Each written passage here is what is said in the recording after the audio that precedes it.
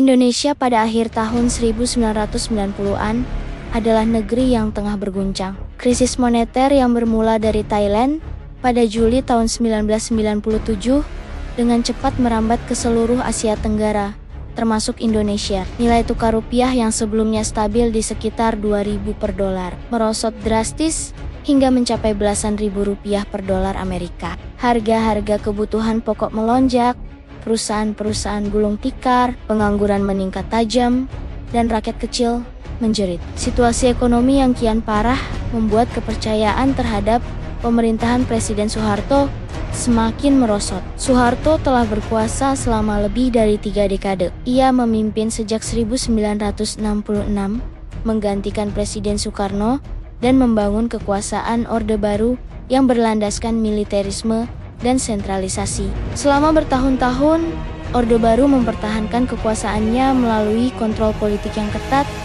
pembatasan terhadap kebebasan pers, serta penindasan terhadap oposisi. Tetapi pada saat krisis melanda, semua itu runtuh perlahan. Rakyat semakin berani bersuara. Mahasiswa mulai bangkit. Mahasiswa dari berbagai universitas di seluruh Indonesia mulai mengorganisir demonstrasi besar-besaran.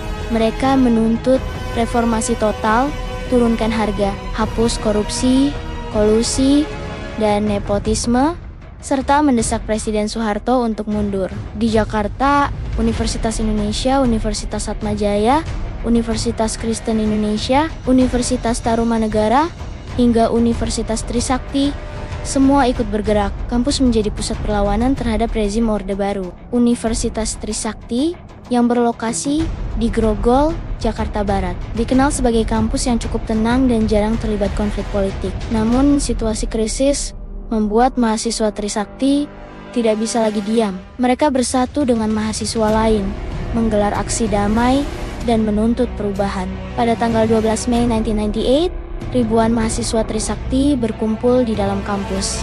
Mereka mengibarkan spanduk, berorasi, dan menyanyikan lagu-lagu perjuangan. Tuntutan mereka jelas: turunkan harga, hentikan KKN, dan laksanakan reformasi. Awalnya, aksi ini berlangsung dengan tertib. Mahasiswa sempat merencanakan long march menuju gedung DPR atau MPR, tempat wakil rakyat seharusnya mendengarkan aspirasi mereka. Namun, aparat keamanan yang berjaga di sekitar kampus tidak mengizinkan mereka keluar.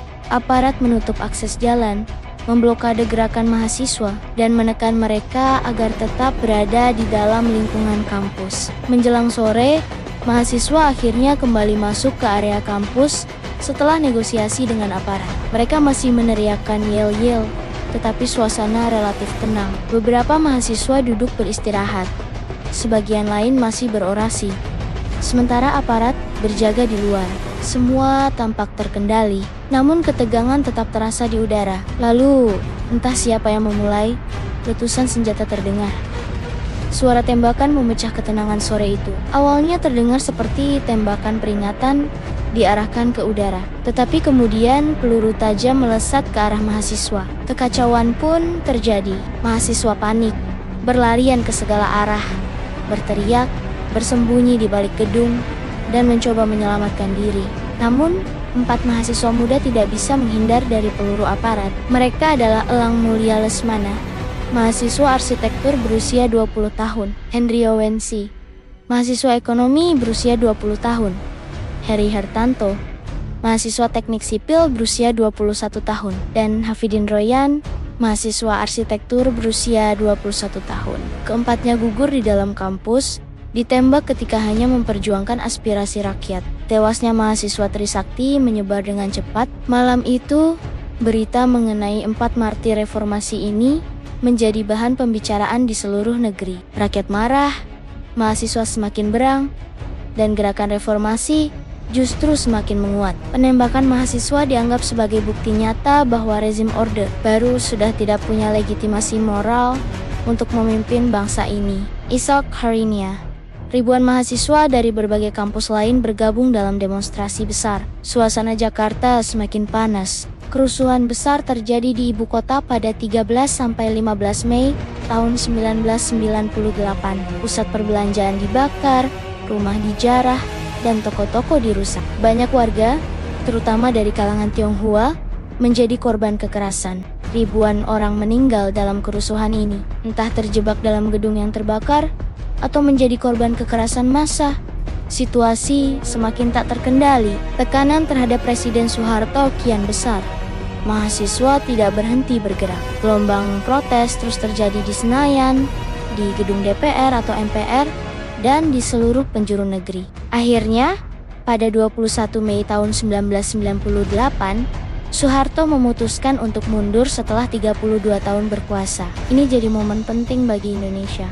Tragedi Trisakti tercatat sebagai salah satu titik balik paling penting dalam sejarah Indonesia modern. Peristiwa ini menandai lahirnya era reformasi, ketika rakyat akhirnya berhasil mematahkan kekuasaan otoriter yang selama puluhan tahun membelenggu bangsa. Namun di balik itu, ada nyawa 4 mahasiswa muda yang melayang.